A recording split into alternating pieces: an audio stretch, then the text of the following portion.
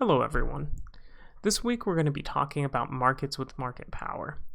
This is a broad set of market structures that deviate from perfect competition in some way. And we're going to talk about three different sorts. Monopoly, when there's only one seller of a good. Monopolistic competition, which tilts more towards the competitive side of the spectrum. And finally, oligopoly, where there are very few sellers of a good.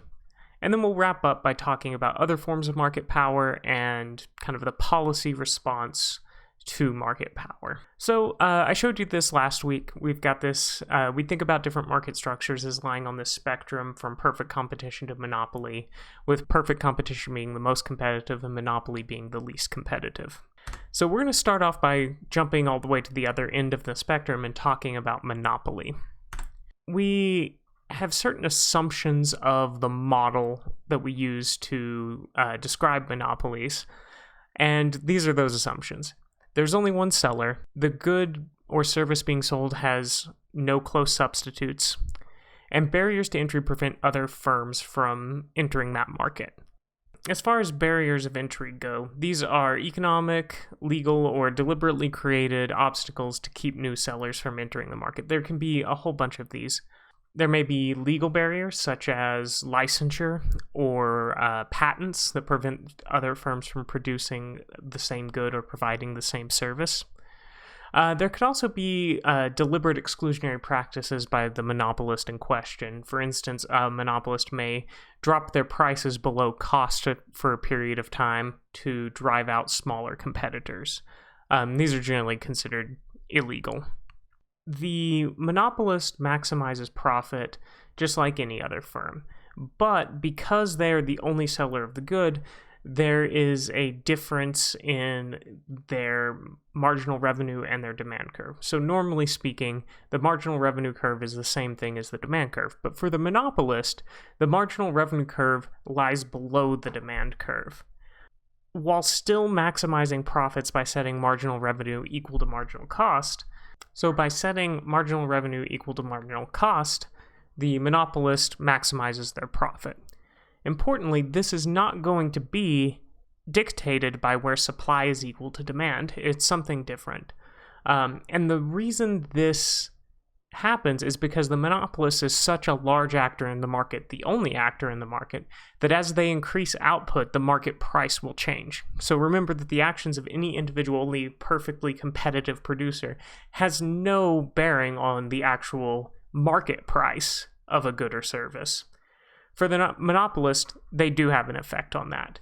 And they know this, and they can exploit that fact to make economic, not just accounting profit. Here I've got a table representing the marginal revenue and the demand curve faced by a monopolist. So this column here that says selling price is, we can also call this just the demand curve. And so if you look at selling price compared to marginal revenue, for the first unit of output, the selling price is equal to marginal revenue. But for each subsequent unit, the difference between the demand curve, or selling price, and marginal revenue becomes much greater. And so what we see here is that we are going to have something like this, where our vertical axis is in dollars, our horizontal axis is in output, and for the first unit of output, we've got some downward sloping demand curve, and lying somewhere below it, we're going to have a marginal revenue curve. And so just like for a perfectly competitive firm, if we also had marginal cost information, we could figure out what the profit maximizing level of output would be. So for instance here, if we had a marginal cost column, and in this marginal cost column, at 5 units of output, the marginal cost was 12, we would know that the profit maximizing level of output would be 5 units. Likewise, as we moved further down, marginal costs would be increasing. As we reduced output, marginal costs would be falling. We can represent all of this graphically. So here we've got a downward sloping marginal revenue curve, downward sloping demand curve, where the marginal revenue curve lies below the demand curve. And then we also have this marginal cost curve. Now, you may notice that there's this little section of the marginal cost curve that's downward sloping. for reasons we won't get into here, we always assume that the firm is operating in the upward sloping part of their marginal cost curve. And generally in these models that I present to you, I will assume a straight line marginal cost curve, just to make things easier. Graphically, what we have going on here is the firm is going to set their output based on where marginal revenue is equal to the marginal cost curve. So in this case, Q star is equal to 5. But they're not going to choose this point here as their price, because the price tracks all the way up to the demand curve. And so here we've got a price, let's call that 28. A P star, actually let's put M subscripts on each of these to signify that they're monopolistic prices and quantities. P star M of, let's say, 28, thereabouts. Now we can compare this to what the competitive outcome of the market would be as well. So the competitive outcome of the market would be denoted by point C. And we can see roughly here that if competitive outcomes were the case, then the P star, we'll call it C for competitive, would be equal to 20. Q star C would be equal to 7. And so under monopolistic conditions, we are going to have a lower level of output, in this case 2 units less, and a higher price, in this case $8 more. So as I mentioned previously, monopolists make economic profits, and they may do socially positive or socially negative things with these profits. For instance, a classic example here is Bell Telephone, which was this large telephone monopoly in the United States that existed for most of the 1900s. And this telephone monopoly invested in basic research. Things like the transistor and the internet, basic computer research, were all funded by the monopoly profits they obtained by being the sole provider of telephone service across the US. And so that's an example of positive things. Later on in this lecture, I'll talk about some of the negative things. For instance, political lobbying is in many ways a negative social consequence of large monopoly profits. There's also an idea that the monopoly profits kind of act as a prize to incentivize innovation. But the flip side of this is a monopolist that has this captive market can become complacent, and they themselves end up slowing innovation by limiting the entry of new firms that might have better ways of doing things. So there is some efficiency loss from monopoly. We end up with less output at a higher price. And we can illustrate the distributional and total surplus consequences of this using welfare analysis. So I'm going to draw our normal kind of supply and demand diagram here. QP, downward sloping demand curve. I'm going to go ahead and extend that all the way to the vertical axis. Then we're going to have a normal upward sloping supply curve, which, if you remember, is the same thing as the marginal cost curve. Importantly, because we have a monopolist here, we're going to have a downward sloping marginal revenue curve. The competitive outcome is going to correspond with where supply is equal to demand. And so this gives us Q star sub C and P star sub C. But this is different than what the monopolistic outcome will be. So the monopolistic outcome is going to correspond to where marginal revenue is equal to marginal cost. So this is going to be Q star M and P star M. And just like we talked about before, the monopolist leads to a higher price and a lower output. We can think through what the producer and consumer surplus in both of these scenarios would be. So under our normal conditions, we know that the upper half of this big triangle is going to be consumer surplus, and the lower half is going to be producer surplus. But under monopoly, we have this deadweight loss, just as we would with a price floor or a price ceiling in the previous example, that is total loss of efficiency, but also the consumer surplus shrinks. So to show that a bit more explicitly, I'm going to draw another graph. All right, so here I've got the same graph duplicated twice. And let's, for this first one, pretend that we're going to get the competitive outcome.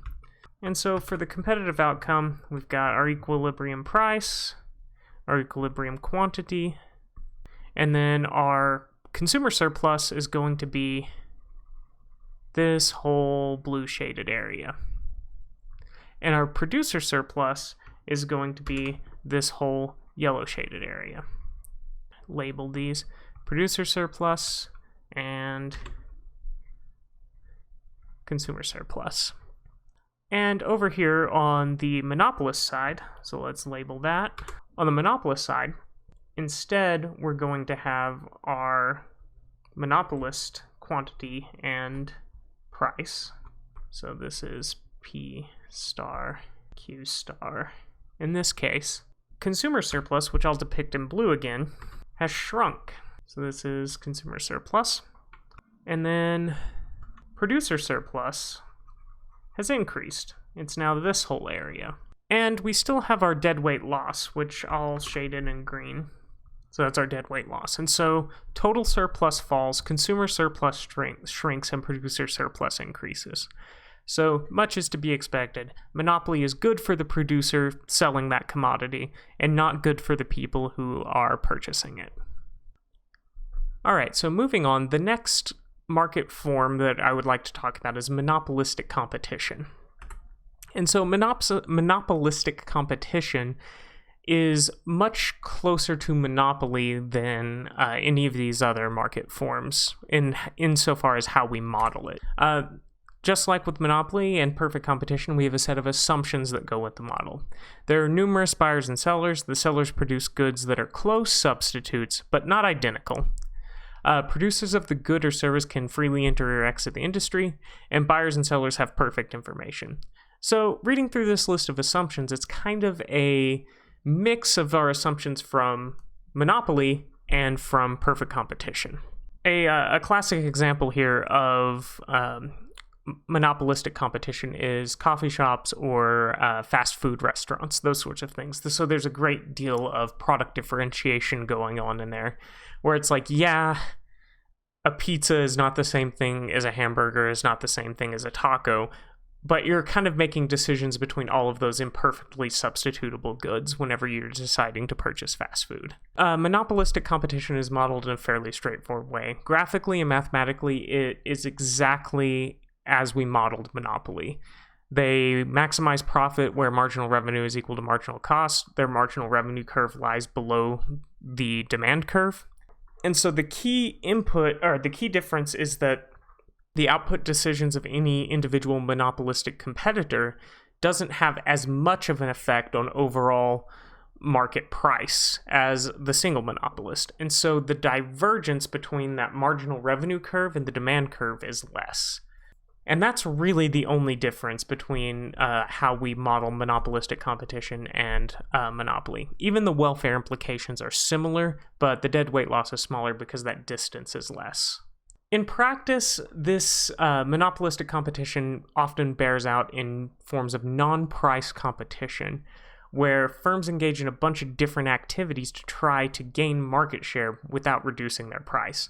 So these are things that are largely mediated through advertisement and location. For instance, a very successful example of this in the fast food space is Chipotle, which, barring the kind of health bungles that they've had in the past, has successfully branded themselves as a more premium food brand and a healthier food brand to differentiate themselves from the other fast food providers. This way of making your product seem more and more different from your competitors' products essentially increases the distance between your marginal revenue curve and your demand curve, thus increasing your monopoly profits. The last market structure I'd like to talk about is oligopoly, which is a lot different than any of the other ones we've talked about before. So just like the other market forms, there's a set of assumptions, and here there's only two.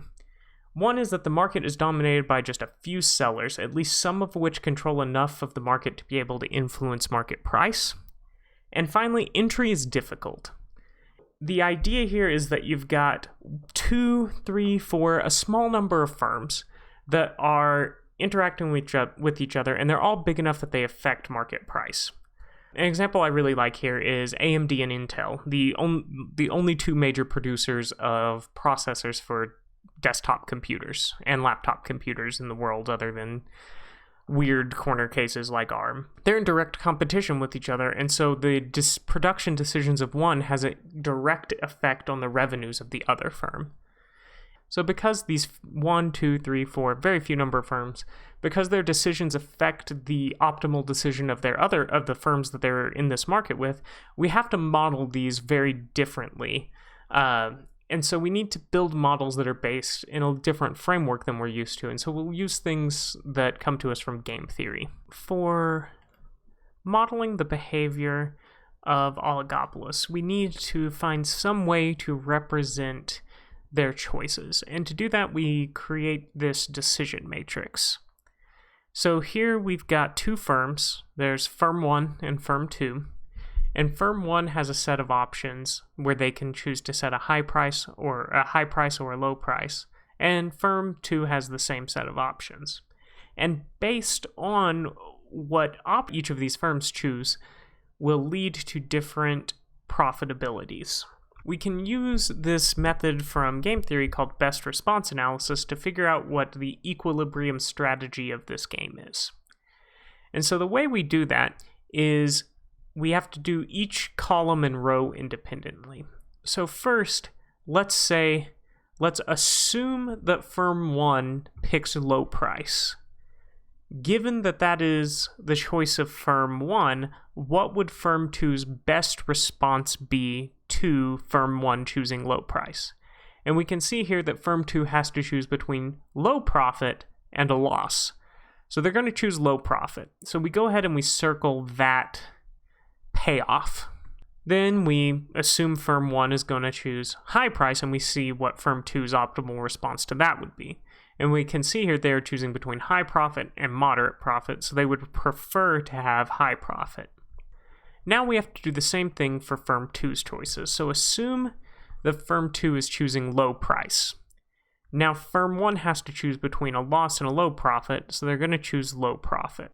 Likewise, we lock in firm 2's choice of high price, and we can see that firm 1 has to choose between high or moderate profit. It's going to choose high profit. And whichever squares have both payoffs circled are equilibrium outcomes. So the equilibrium outcome is low, low, where both firms are choosing to price low. Now, most often this is done using numerical payoffs rather than low, loss, moderate, or high profit. And so we'll do an example of that here as well. Interestingly, in this example, we've got two firms who are making decisions, but these are not price decisions. These are internal firm decisions that have an effect on the optimal strategy of the opponent firm. So here, using our example from that I've been using for the oligopolistic market structure, I've got AMD and Intel. And each firm is deciding if it's going to spend money on research and development. And so just like before, we use best response analysis to figure out what the equilibrium outcome of this market will be. Importantly here, unlike our previous example, the payoffs aren't symmetric. The payoffs for each decision don't correspond to the same set of payoffs for both firms. They differ slightly. And so that may alter our outcome somewhat. So let's do best response analysis. Let's assume that AMD picks R&D. What's Intel's best response to that? Well, they're choosing between $5 and $3 million, so they're going to choose 5. Do the same thing here. Intel would prefer 20 to 15. Then we got to lock in Intel's strategies and figure out what AMD's best response would be. So they're choosing between 3 million and 1 million. They're going to pick 3. And no R&D here. AMD would prefer 12 to 8. So we can see that both firms will invest in R&D. Now, importantly, this is not profit maximizing for the industry or the individual firm. This is the strategic equilibrium. It does not have any claims towards efficiency or optimality that a competitive market outcome would have. It's also important to note that a strategic interaction like this can have multiple equilibria. So we could have a game where there are even more options, for instance, and firms could have different numbers of options. So, for instance, we could have, high price, middle price, low price, high price, middle price, low price, and two firms interacting.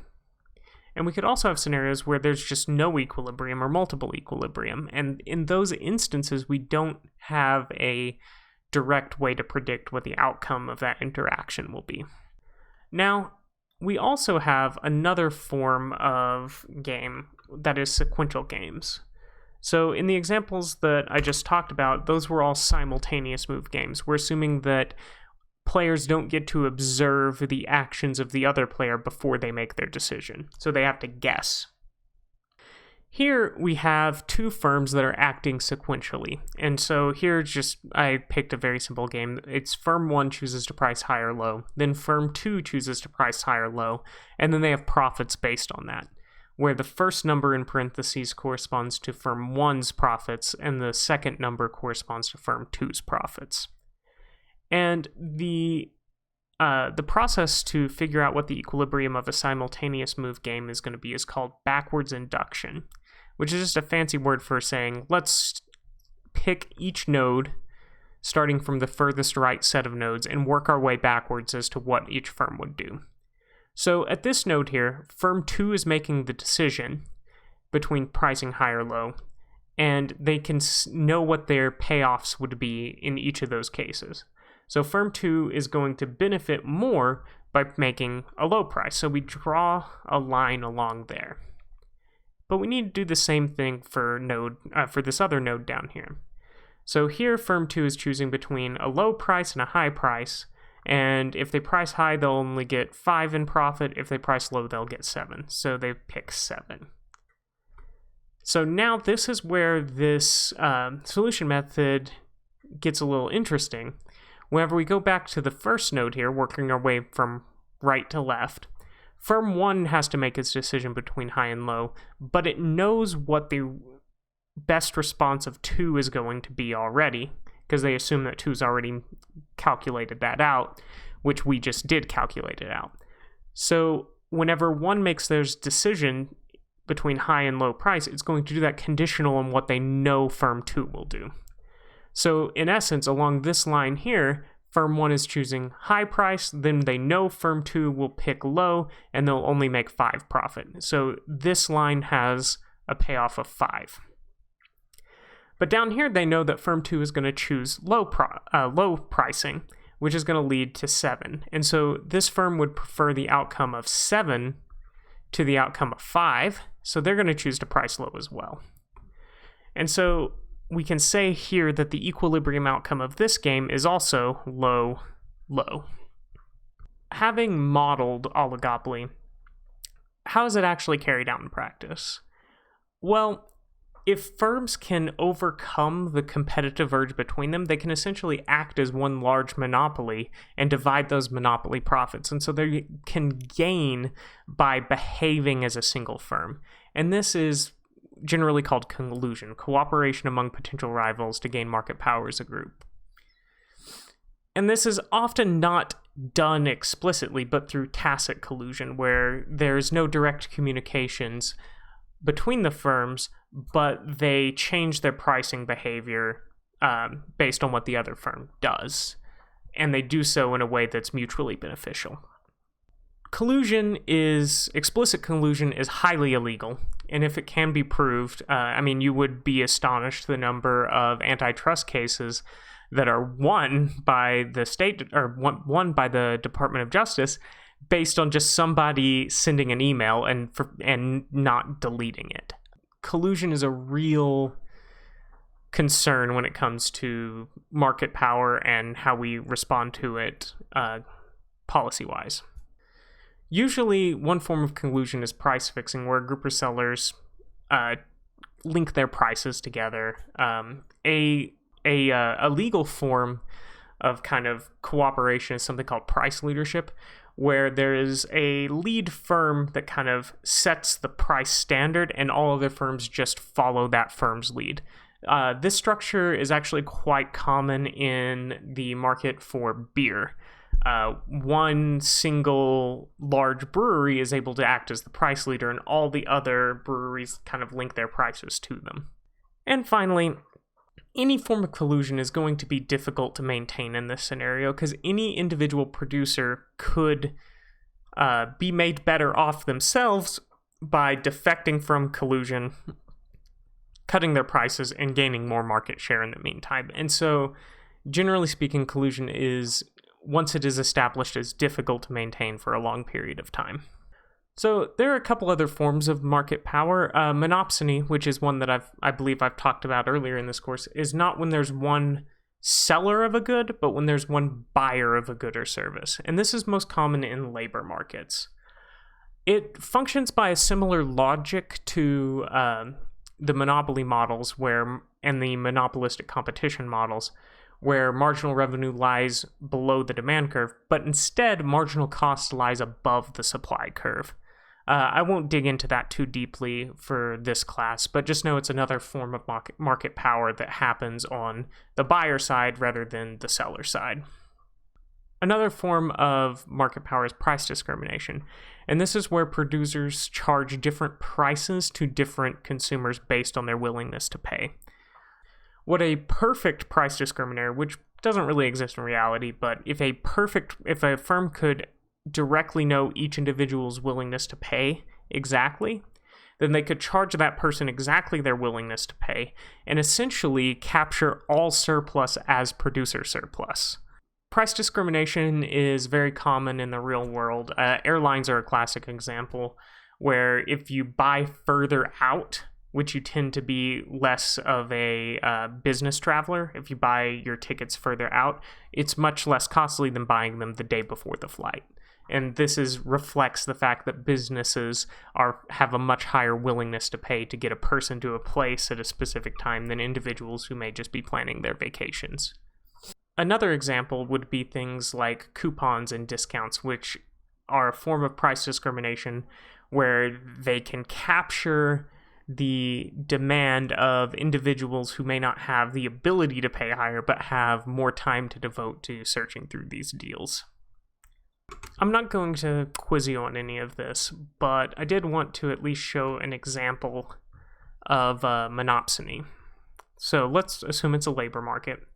So here we've got a L and a wage, but really this is all in dollars. We're going to have our normal downward sloping demand curve for labor. We're going to have an upward sloping supply curve of labor. But here's where we're going to deviate, which is where we're going to have a marginal cost curve that lies above the supply curve.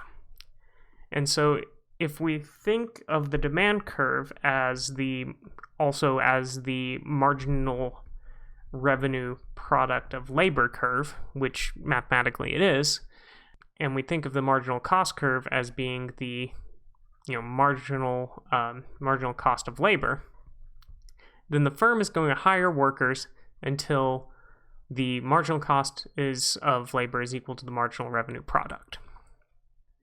Like we've previously talked about here, compared to the competitive outcome, we're going to see a lower level of employment, and we're going to see a lower wage, because just like the monopolist can just project this marginal revenue is equal to marginal cost level of output to the demand curve, the monopsonist can project the marginal cost is equal to the marginal revenue product point down to the labor supply curve.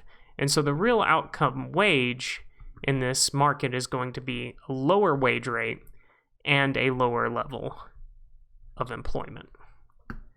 I also very briefly want to talk about perfect price discrimination. I'm not going to get into this super technically, but if we just start with simple supply and demand diagram, and we assume a competitive outcome, and we've got some consumer surplus and some producer surplus. When we were talking about the welfare analysis chapter, we talked about how where consumer surplus comes from is that there are some consumers that have a willingness to pay that is higher than the prevailing market price, in this case, P star. And so because of that, those people who pay the market price are actually benefiting more than what they're giving up. They're made better off, and that's where consumer surplus arrives from.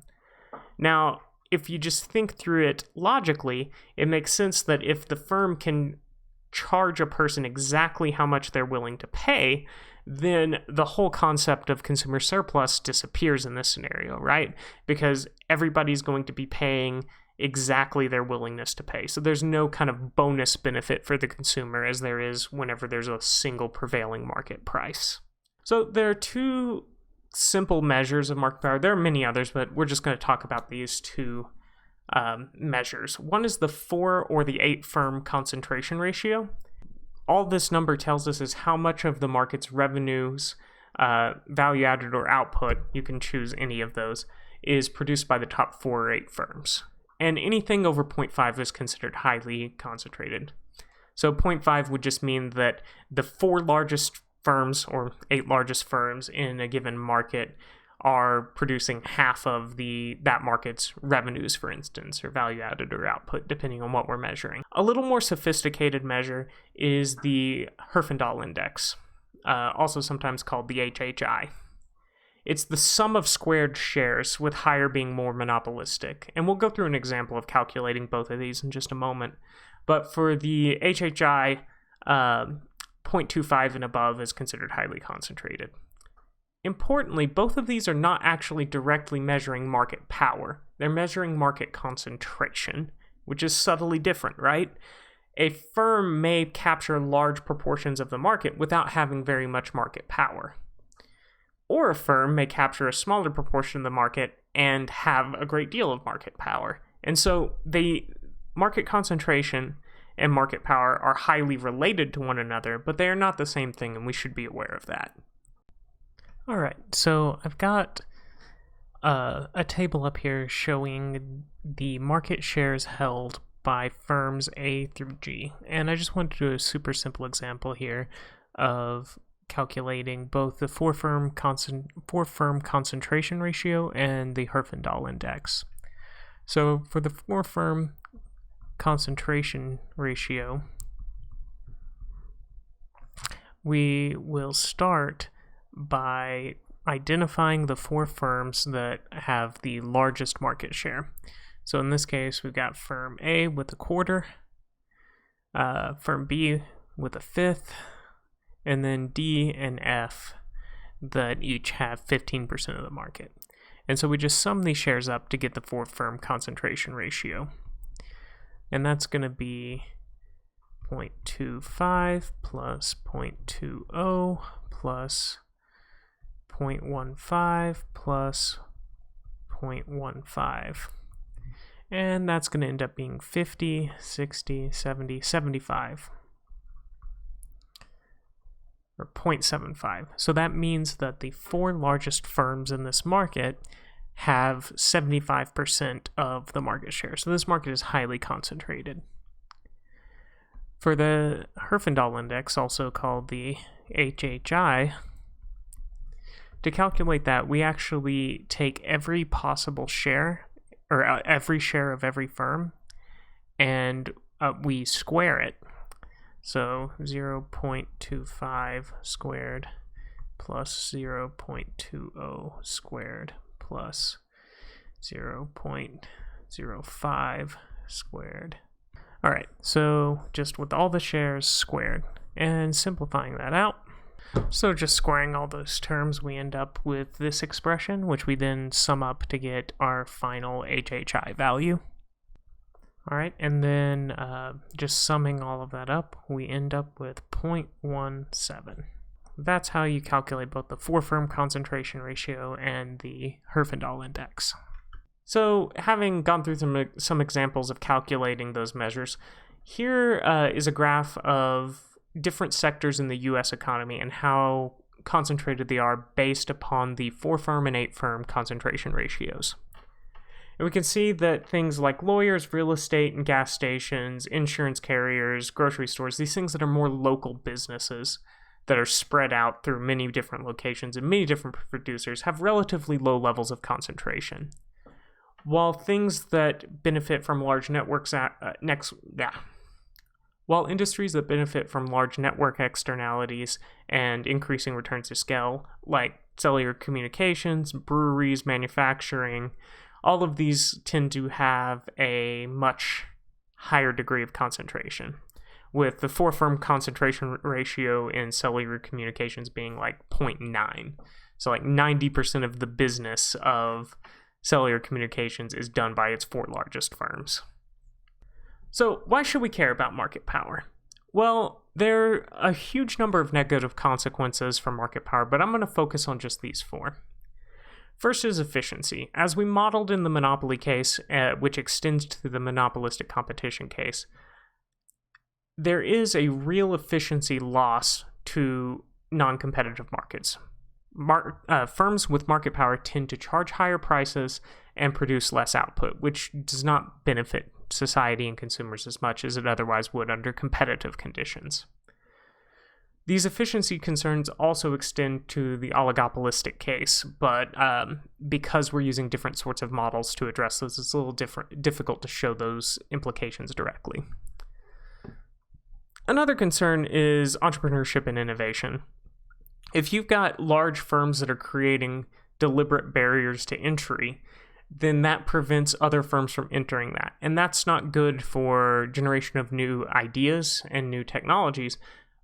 But as we'll talk about more in just a moment, it's also not good for inequality, because one way that people tend, at least in the US economy, tend to increase their incomes is by starting businesses. And they can't do that if there's a lot of barriers to entry being created by existing monopolies. There are also political consequences. And these political consequences happen largely in the form of lobbying and political contributions. So firms that make large monopoly profits are able to do whatever they want with those profits. One of those things that they can do is influence the political process to generate even more profits. So for instance here, healthcare and tech firms have the highest rates of profits of any industry in the US, but they also spend the most money on lobbying. And that's an important thing that we should be aware of. That firms don't simply act within the rules of the economy, they also seek to alter those rules. And finally, increased concentration and market power is associated with increased inequality. So, what do we do then?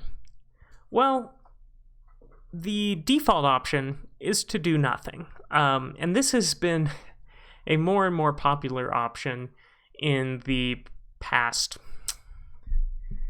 20, 30 years, as antitrust has become a less and less robust wing of the Justice Department. There are a lot of historical legal reasons for that, but that's a discussion for another class.